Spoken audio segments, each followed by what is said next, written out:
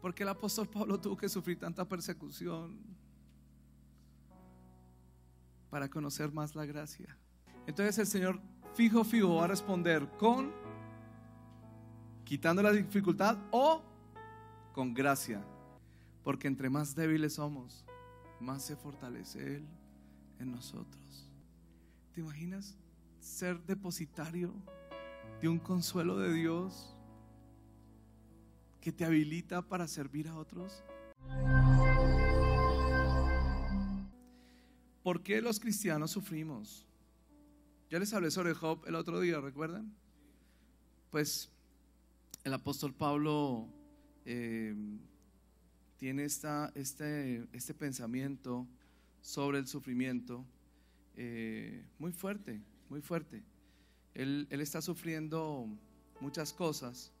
Dice en 2 de Corintios, voy a leerles 2 pasajes de 2 de Corintios, pensando en contestar un poquito esta pregunta, ¿por qué sufrimos los cristianos? ¿Por qué pasamos por sufrimiento? ¿Por qué sufrimos a veces más que los que no son cristianos, los que no aman a Dios? Como decía Lupo, a veces la pregunta es ¿por qué otras personas que de pronto no se portan tan bien de pronto como uno y les va, ¿no? bien, y uno que supuestamente es como, uno cree que es como más juicioso o algo así y le va mal, en fin? ¿Por qué sufrimos los cristianos? El apóstol Pablo viene hablando en el contexto de las persecuciones. Miren en todo el capítulo 11 de 2 de Corintios, desde el versículo 16 en adelante. Noten que todo el tiempo está hablando de persecuciones. Por ejemplo, versículo 26 del capítulo 11. Mira lo que dice, por ejemplo, el 24. De los judíos 5 veces he recibido 40 azotes menos 1. 3 veces he sido azotado con varas, 1 vez apedreado. 3 veces he padecido naufragio, 1 noche y 1 día he estado como náufrago en alta mar, en caminos muchas veces, en peligros de ríos, peligros de ladrones, peligros de los de mi nación, peligros de los gentiles, peligros en la ciudad, peligros en el desierto, peligros en el mar, peligros entre falsos hermanos. Lo que le faltó aquí es poner peligros entre la guerrilla, peligros entre paramilitares, peligros entre, o sea, por todos lados, ¿cierto? En fatiga, trabajo, en muchos desvelos, en hambre, sed, en muchos ayunos, en frío, en desnudez. Por ejemplo, dice el versículo 30, dice, si es necesario gloriarse, me gloriaré de lo que es mi debilidad. Y aquí va a explicar cuál es su debilidad. Dice, el Dios y Padre de nuestro Señor Jesucristo, quien es bendito por los siglos, sabe que no miento. En Damasco, el gobernador de la provincia del rey Aretas guardaba la ciudad de los damascenos para prenderme, y fui descolgado del muro en un canasto por una ventana y escapé de sus manos. ¿Cuál es la debilidad de Pablo entonces? Si él dice ahí que se va a gloriar en su debilidad y habla de que lo persiguieron y que le tocó escapar, ¿cuál es su debilidad? La persecución permanente. Noten esto, cuando él se convirtió, ¿qué estaba haciendo él? ¿Qué hacía él? Perseguir a la iglesia. ¿Qué le dijo Jesús cuando se encontró con él? ¿Por qué me persigues? Dura cosa te es dar coces contra el aguijón. ¿Vieron? Y luego dice el capítulo 12, dice que ciertamente no me conviene gloriarme, pero vendré a las revelaciones. Conozco a un hombre en Cristo que hace 14 años, si en el cuerpo no lo sé, si fuera del cuerpo no lo sé, Dios lo sabe, fue arrebatado hasta el tercer cielo. Y conozco al tal hombre, si en el cuerpo o fuera del cuerpo no lo sé, Dios lo sabe, que fue arrebatado al paraíso, donde oyó palabras inefables que no les daba al hombre expresar. De tal hombre me gloriaré, pero de mí mismo en nada me gloriaré, sino en mis debilidades. Sin embargo, si quisiera gloriarme, no sería insensato, porque diría la verdad, pero lo dejo para que nadie piense de mí más de lo que en mí ve u oye de mí. Escucha esto: y para que la grandeza de las revelaciones no me exaltase desmedidamente, me fue dado un aguijón en mi carne, un mensajero de Satanás que me abofetee, para que no me enaltezca sobremanera. ¿Qué será ese aguijón? ¿Ustedes qué piensan? ¿Qué será? Nunca puedes sacar un versículo de su contexto. ¿En qué contexto? ¿Qué viene hablando? De las persecuciones. Claramente cuando Jesús se le apareció le dijo: dura cosa te das cosas contra el aguijón. Está hablando de las persecuciones. El aguijón en la carne de Pablo no es una enfermedad, es el estar siendo perseguido permanentemente. Cada vez que él quiere exaltarse viene una persecución. Cada vez que él quería gloriarse de las revelaciones que tenía, ¡pum!, una persecución, un apedreamiento. Ustedes ven el libro de Hechos. Mientras que los grandes apóstoles de nuestro tiempo tienen managers que son grandes contadores o gente que maneja mucha plata, el apóstol Pablo tenía un manager que era un médico, Lucas, porque le tocaba levantarlo de persecución en persecución en cada lado y de apedreamiento en apedreamiento, ¿no? ¿Cómo han cambiado las cosas? Y el apóstol Pablo dice una cosa aquí que me parece interesante. Dice: Señor, quítame la persecución, quítame ese aguijón, que no me abofetee más el diablo. Señor, ¿sería posible que yo pudiera predicar en algún lugar sin que me persigan? ¿Sería posible que yo pudiera estar tranquilo en una ciudad sin que se genere una persecución? Y el Señor le dijo: no, no es posible. Wow, pero ¿cómo el Señor responde no? Pues porque quiere, ¿no es verdad? Porque el Señor no está listo para responder a nuestros caprichos, sino a su voluntad. Y entonces dice acá el pasaje, respecto a lo cual 3 veces he rogado al Señor que lo quite de mí, y me ha dicho: bástate mi gracia, porque mi poder se perfecciona en la debilidad. Wow. Cuando tú vas al Señor y le dices: Señor, quítame este sufrimiento que tengo, el Señor puede responder de 2 maneras. Una, decirte: amén, te lo quito. Y gloria a Dios. ¿Cuánta gente está enferma, no sé qué? Ora al Señor, le dice: Señor, quítame esto, y pum, se lo quita. ¿Sí o no? Como cuando tuve el cálculo hace 2 semanas: Señor, quítame este cálculo. Y con cuánta gente orando que me decía, me profetizaron: se va a desaparecer en el nombre de Jesús. Ahora, ya, está listo, está desaparecido. Me lo dijeron varios profetas. Y yo, pues, gloria a Dios, pero que se note, hermano, porque ¿sabes qué? Lo que pasa es que tú tienes un pecado oculto. Confiesa tu pecado y verás que el cálculo sale ahí mismo. Señor, ¿cuál pecado tengo? Espérate un momento. Sí, yo, Señor, fui y le pedí perdón a mi esposa por ser un poco áspero a ratos. Pedí perdón por malos pensamientos que a veces tengo. Pedí perdón por todo. Le dije: Señor, ya no me acuerdo qué más. Revélame que de lo profundo, Señor, revélame lo profundo. Y en medio de esos dolores yo decía: Señor, en serio, revélame qué es el pecado que tengo. ¿Alguien ha sufrido un cálculo? Yo creo que varios, ¿no? Es un parto, es peor que un parto, digo yo, es un parto. Pasa que las mujeres como que están diseñadas para sufrir el parto y uno no está diseñado para. Además, en un parto te sacan un lindo bebé, en un cálculo te sacan la piedra. Solamente eso es todo lo que pasa. Y ahí: Señor, el pecado, ¿cuál es? Pero siento tan cerca tu presencia, Señor, ¿qué pasa? Y entonces a veces el Señor dice: ¿sabes qué? En esta ocasión no te voy a quitar la circunstancia, pero te voy a dar algo muy poderoso que se llama gracia. Bástate mi gracia, porque mi poder, escucha esto, se perfecciona en tu debilidad. Entonces el Señor fijo va a responder con quitando la dificultad o con gracia. Y esa gracia te sostendrá en medio de la debilidad y te sacará al otro lado. Dale un fuerte aplauso al Rey. Entonces, ¿por qué el apóstol Pablo tuvo que sufrir tanta persecución? Para conocer más la gracia, para saber lo que es depender cada día de Dios en la debilidad. Porque entre más débiles somos, más se fortalece Él en nosotros.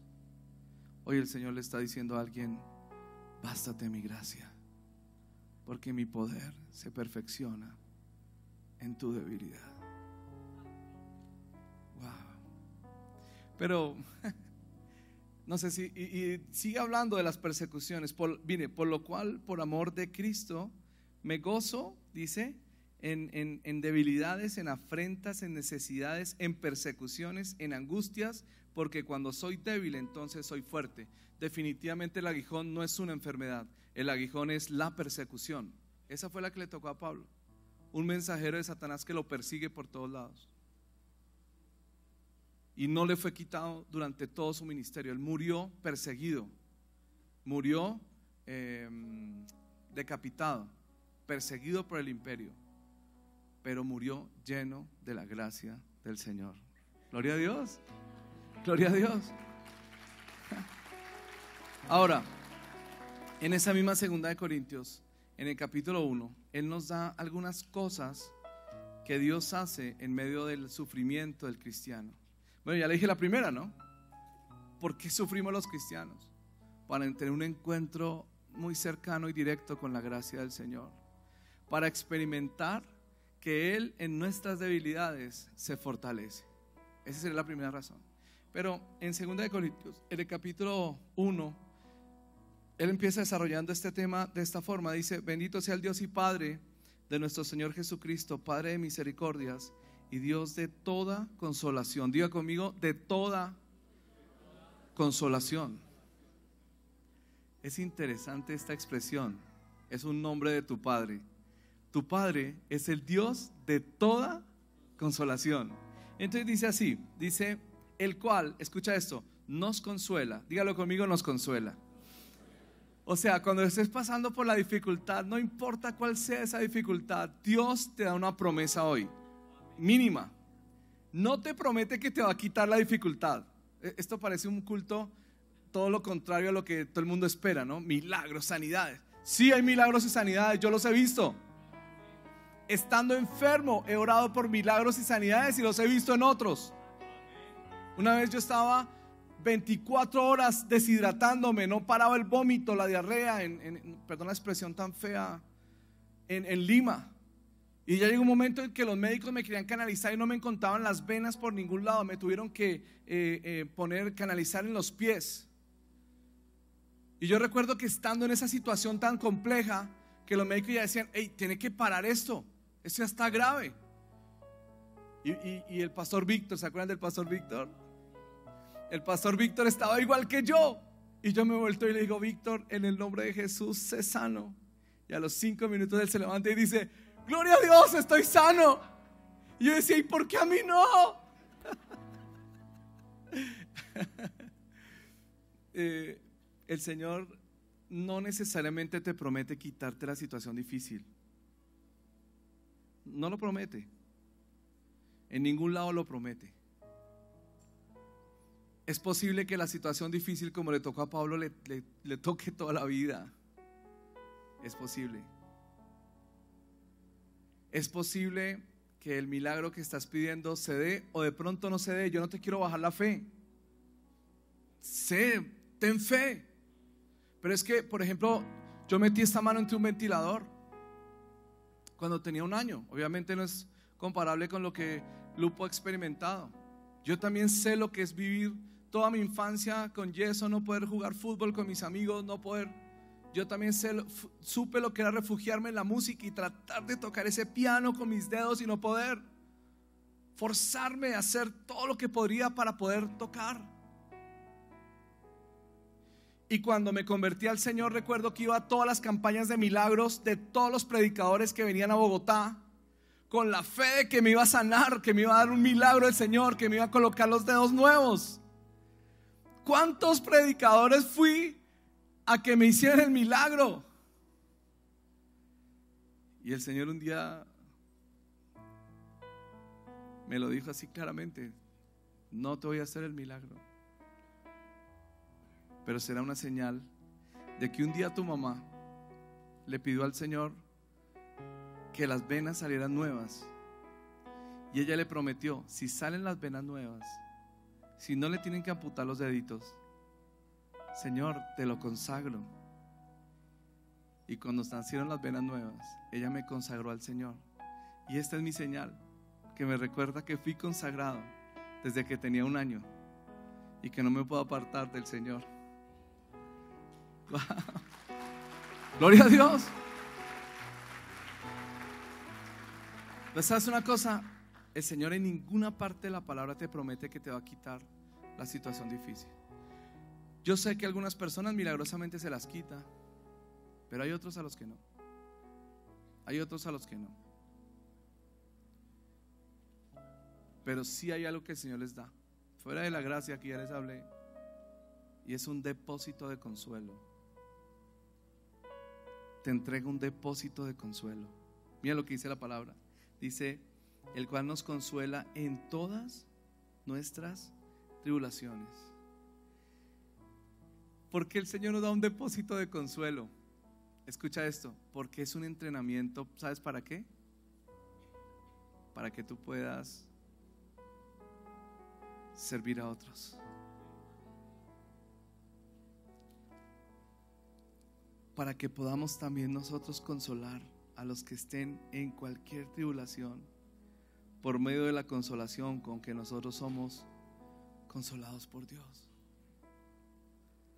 Porque de la manera que abundan en nosotros las aflicciones de Cristo, así también abunda por el mismo Cristo nuestra consolación. Porque si somos atribulados es para vuestra consolación y salvación, y si somos consolados es para vuestra consolación y salvación, la cual se opera en el sufrir las mismas aflicciones que también nosotros padecemos. Y nuestra esperanza respecto de vosotros es firme, pues sabemos que así como sois compañeros en las aflicciones, también lo sois en la consolación. Entonces mira eso tan lindo. Hay personas que sufren en su vida familiar y Dios viene con un depósito de consuelo.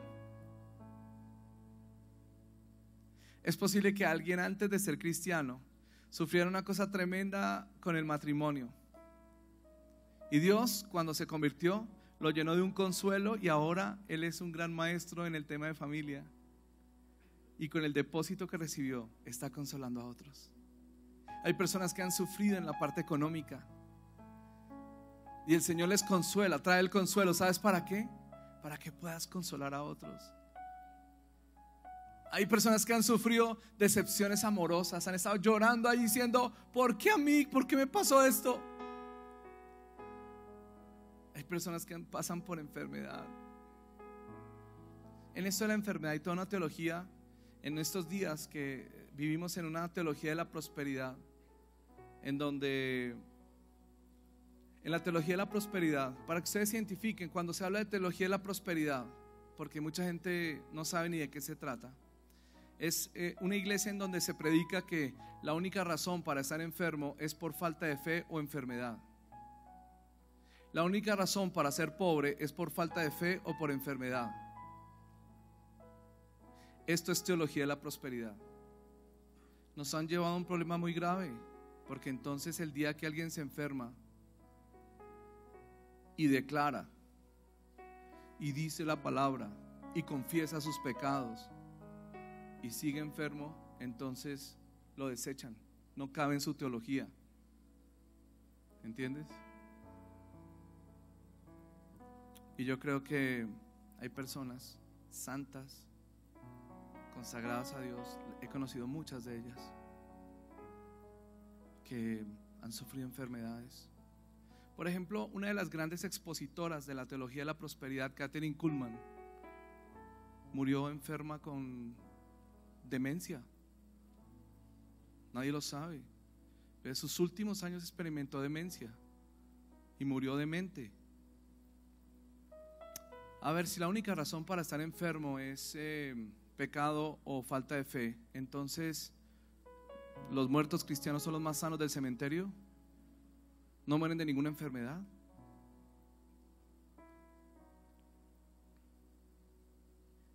Yo no veo eso en la Biblia. Yo veo que hay sanidad, veo que el Señor se llevó nuestras enfermedades, pero la práctica cristiana, la práctica de la vida real, es que hay mucha gente que sigue enfermo y aprenden a vivir con su enfermedad o con sus limitaciones. ¿Es así o no es así?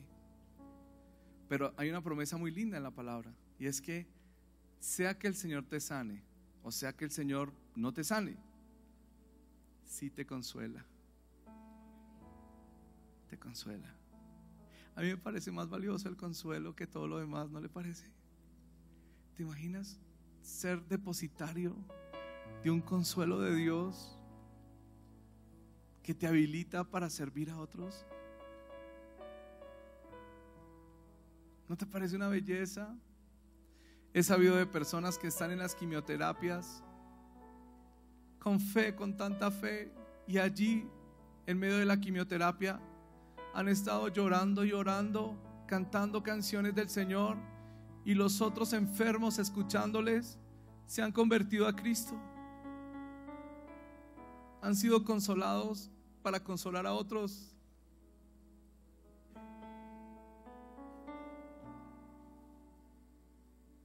Yo sé de personas que perdiendo su bebecito y orándole y clamándole al Señor, y los demás papás viendo cómo ellos aman al Señor y todo, a pesar de que el bebé no se sanó y partió a la presencia del Señor, muchos de los que estaban allí se convirtieron y conocieron a Cristo. Entonces dime una cosa, ¿fue falta de fe? ¿Fue pecado oculto? ¿Un demonio vino a oprimir a esta persona? No, yo he visto cómo el Señor los usa, porque en últimas el bebecito está en la presencia del Señor, pero el consuelo, esto que nos queda aquí, es el tesoro más importante. Es Cristo aquí, es el Espíritu Santo, es un depósito divino. Consolados para consolar. ¿Por qué sufrimos muchas veces los cristianos? Para conocer la gracia, para ver al Señor obrando en nuestras debilidades, para ser consolados y poder consolar. El apóstol Pablo más adelante toca otro punto, dice: pero tuvimos en nosotros mismos sentencia de muerte para que no confiásemos en nosotros mismos, sino en Dios que resucita a los muertos. Otra razón por la que a veces tenemos que pasar por dificultades, ¿sabes cuál es? Para no confiar en nosotros mismos, sino para depender de Él, para soltarnos en sus manos, el cual nos libró y nos libra, y en quien esperamos que aún nos librará de tan grande muerte, cooperando también vosotros a favor nuestro con la oración, para que por muchas personas sean dadas gracias a favor nuestro por el don concedido a nosotros por medio de muchos. No quiero dejar hoy un tinte de falta de fe, pero quería traer esta palabra. ¿Por qué? Porque tristemente en esta época de superfe y de iglesias de prosperidad, los que entonces no somos sanados milagrosamente, quedamos a la vera del camino. ¿Cuántas veces me he quitado mis gafas y he dicho: en el nombre de Jesús soy sano? Y después no veo nada. ¿Cuántas veces lo he declarado? He creído hasta el punto que alguna vez pisé las gafas y dije: no voy a usar más gafas. He creído con fe, pero estoy amarrado a esto, no sé, falta de fe. Tengo un pecado oculto, tengo un demonio que no me deja ver. ¿Será el desgaste de mi cuerpo a causa? Desde que Adán pecó, entró un desgaste natural del cuerpo. Ahora tengo un problema más grande, porque ahora no veo ni de lejos ni de cerca. Desde que cumplí los 50. Ahora me paro en la puerta del baño y no sé si salía o entraba. Ahora llego a un cuarto y digo: ¿a qué era que venía yo aquí? Y tengo que volver a recordar todo y a decir: ya sé lo que pasó. No sé. Y sé que llegaré a los 80, a los 90 sirviendo al Señor. Sí lo sé. Pero yo quisiera orar, para terminar este momento, quisiera orar por esas personas que se identifican con esto que estoy hablando. Quisiera orar por aquellos que llevan mucho tiempo sufriendo y no saben por qué. Y yo sé que algunos de ustedes van a recibir una respuesta del Señor y les va a quitar el sufrimiento. Y vamos a escuchar los testimonios. Tenía cáncer, Dios me lo quitó, gloria a Dios. Tenía tal enfermedad, Dios me la quitó, gloria a Dios. Y va a haber otros que van a decir, yo tenía tal cosa y ahora tengo gracia para soportarlo.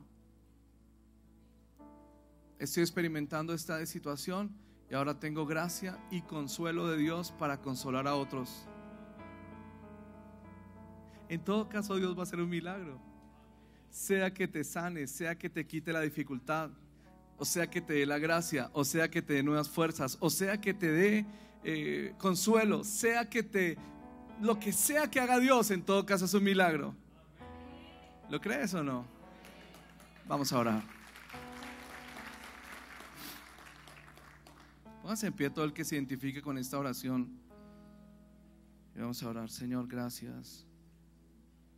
Gracias por la vida de Lupo, Señor. Gracias por traerlo. Gracias por usarlo entre nosotros.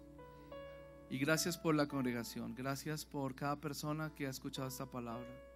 Señor, ayúdanos a comprender tus caminos que son insondables. Ayúdanos a entender tu voluntad. En esta mañana, Señor, yo declaro sanidad milagrosa. Señor, que venga sanidad milagrosa. Señor, tomamos autoridad sobre toda enfermedad y la reprendemos en el nombre de Jesús. Y la echamos fuera y creemos en tu sanidad. Pero también, Señor, te pido que llenes de gracia y que algunos de los que están pasando por dificultades puedan, Señor, recibir esa gracia y reconocer que en sus debilidad, en lo que son débiles, en aquello que les causa debilidad, tú te fortaleces, Señor. Y también, Señor, te clamo por aquellos que están siendo consolados, para que podamos discernir ese consuelo divino y dárselo a otros. Gracias. Levanta tus manos y recíbelo. El milagro viene sobre tu vida. Recíbelo y dile gracias por el milagro. Circunstancias cambiadas, amén. Dilo amén, cambian.